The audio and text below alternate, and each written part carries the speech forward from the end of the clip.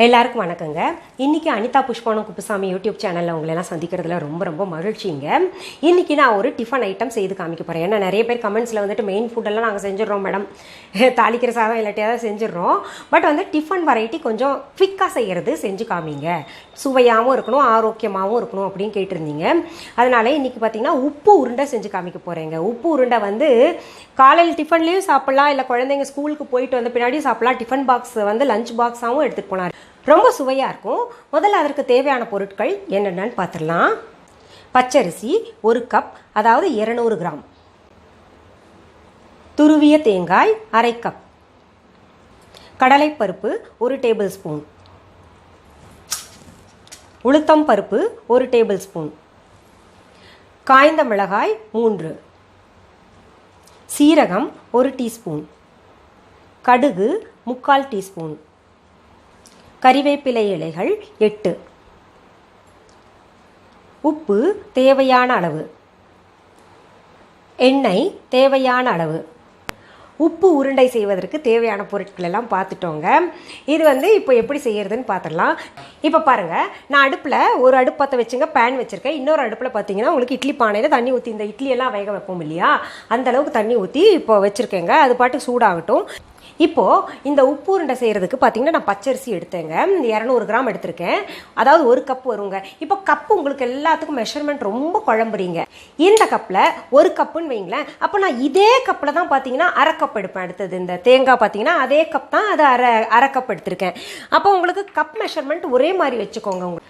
இந்த பச்சரிசி இருக்கு இல்லையா, 1 மணி நேரம் ஊற போட்டுங்க, தண்ணியை நல்லா வடிகட்டி இது வச்சுருக்கேன். இப்போ இதை நம்ம அரைக்க போகிறோம். மிக்சி ஜாரில் போட்டு அரைச்சிக்கலாம். இந்த ரவா பதத்தில் அரைச்சா போருங்க, இந்த ரொம்ப அரைச்சா நல்லா இருக்காது. இது இதில் கொஞ்சம் உப்பு சேர்த்துக்கலாங்க.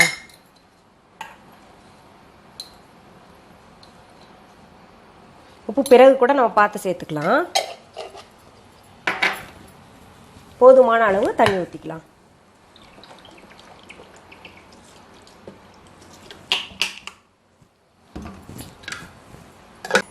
பாருங்கள், ரவை பதத்தில் இருக்குது பார்த்தீங்களா. சரி, அடுத்தது என்ன செய்யணும்னு பார்க்கலாங்க. நல்லா தண்ணியாக இருந்தால் கூட கவலைப்படாதீங்க, இவ்வளோ தண்ணி இருக்கலாம். அடுத்தது இந்த பேன் வச்சுருந்தேன் இல்லையா, அது சூடாயிடுச்சு. இதில் தேவையான அளவு எண்ணெய் சேர்த்துக்கலாங்க. ஒரு 3 டீஸ்பூன் போல் சேர்த்துக்கோங்க. முதல்ல கடுகு போட்டுக்கலாங்க. அடுத்தது கடலைப்பருப்பு போட்டுக்கலாம். அடுத்தது உளுத்தம்பருப்பு போட்டுக்கலாங்க.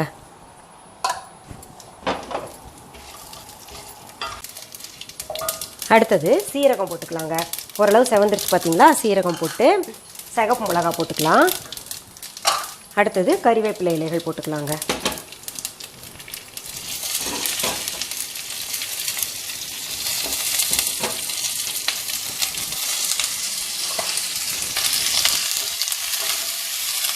அதுக்கு அடுத்தது இந்த அரைச்சி வச்சுருக்கோம் இல்லையா, இந்த அரிசி, அதை சேர்த்துக்கலாம். இதை நல்லா கிளறிட்டே இருக்கணுங்க. அடி பிடிக்காமல் கிளறிக்கோங்க.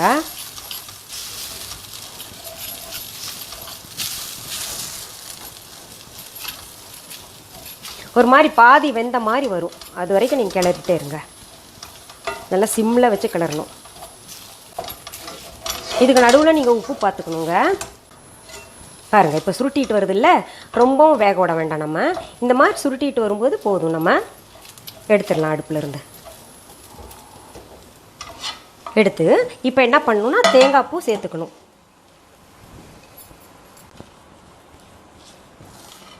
நல்லா கிளறி விட்டுணுங்க, ஈவனாக ஆகணும். தேங்காய் பூ எல்லா இடத்துலையும் போட்டு ஆறின பின்னாடி கூட கையால் ஒரு தடவை பெசரிக்கலாம். நல்லா ஆறிடுச்சு. நான் தேங்காய் பூவெல்லாம் போட்டேன்ல, நல்லா சைடில் இருந்ததெல்லாம் சேர்த்து நல்லா இதுக்குள்ளே மிக்ஸ் பண்ணிட்டேன். உப்பும் சரியாக இருக்குது. இப்போது இந்த இட்லி தட்டு இருக்கு இல்லைங்க, இந்த இட்லி தட்டில் இது நான்ஸ்டிக்குன்றனால நான் எண்ணெய் தடவலை, நீங்கள் எண்ணெய் தடவிக்கோங்க. வேணா எவ்வளோ சைஸ் உருண்டை வேணுமோ அதை நீங்கள் பார்த்து உருட்டிக்கோங்க. பாருங்கள், இந்தளவு உருண்டை பிடிச்சி நம்ம இட்லி தட்டில் வேக வச்சிடலாம். இப்போது நம்ம அந்த உருண்டை பிடிச்சதில் பாருங்கள் 14 உருண்டை வந்திருக்குங்க. ஒரு 200 கிராம் அரிசிக்கு ஒரு மீடியம் சைஸ் உருண்டை 14 வந்திருக்கு. அது ஃபேமிலி மெம்பர்ஸ் பார்த்தீங்கன்னா உங்களுக்கு 4 பேர் இருந்தாங்கன்னா ஒரு அரை கிலோ எப்படி இருந்தாலும் போடணும் நம்ம அரிசி. அதுக்கேற்ற மாதிரி நீங்கள் எல்லாம் மாற்றிக்கோங்க. இப்போ பாருங்கள், இது நம்ம ஸ்டீமில் வச்சு எடுக்கணும். இப்போது எப்படி இட்லியை வேக வைக்கிறோமோ அந்த மாதிரி இதையும் வேக வச்சு எடுக்கணுங்க. தண்ணி பாத்திரத்தில் தண்ணி ஊற்றிருக்கேன், அது ஊற்றிடணும் மறக்காமல். இப்போ ஸ்டீமில் வேக வச்சிடலாம். இப்போது இது வெந்துருச்சான்னு பார்க்கலாங்க. நான் கிட்டத்தட்ட ஒரு 10 நிமிஷம் வேக வச்சுருந்தேன். ஒரு 8லேருந்து 10 நிமிஷம் வேக வைக்கலாம். நம்ம சரியான பதத்தில் இருக்குது பாருங்கள், நேரமே காமிச்சு கொடுக்கும் நமக்கு வெந்துருச்சான்னு. சரி, உப்பு உருண்டையில் என்ன ஆரோக்கியம் இருக்குது அப்படின்னு நினைப்பீங்க. அதாவது பார்த்தீங்கன்னா அதில் அரிசி போட்டிருக்கோம், அதில் தேங்காய் பூ சேர்த்துருக்கோம். அந்த கடலைப்பருப்பு உளுத்தம்பருப்பு எல்லாம் ரொம்ப நல்லது, உங்களுக்கு தெரியும் இல்லையா. அதில் ப்ரோட்டீன் இருக்குது. உளுத்தம்பருப்பு பார்த்தீங்கன்னா இடுப்பு கொஞ்சம் பலம் கொடுக்கறதுக்கெல்லாம் உளுத்தம்பருப்பு இருக்குது. கருவேப்பிலை சேர்த்துருக்கோம், முடிக்கு நல்லது.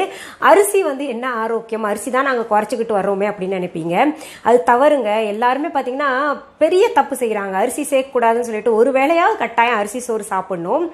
அந்தந்த சீதோஷ்ண நிலைமைக்கு ஏற்ற மாதிரி தான் இறைவன் படைப்பில் எல்லாமே விளையுங்க.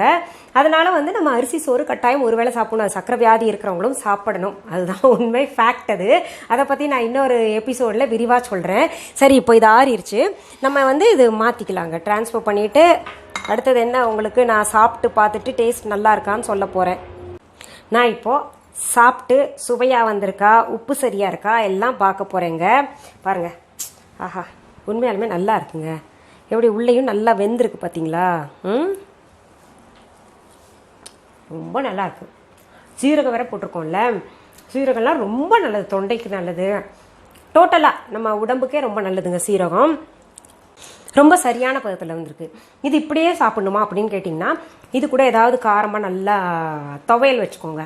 இந்த உப்பு உருண்டைக்கு சைட் டிஷ் என்ன தெரியுமா, பூண்டு சட்னி, வெங்காய சட்னி, கொத்தமல்லி சட்னி வச்சு சாப்பிட்டிங்கன்னா ஆஹா, சாப்பிட்டே இருக்கலாம். அது இது ஃபுல்லாகவே ஒருத்தரே சாப்பிட்லாம். அடுத்த எபிசோடில் வேற ஒரு தகவலோட நான் உங்களை சந்திக்கிறேன். நன்றி, வணக்கம்.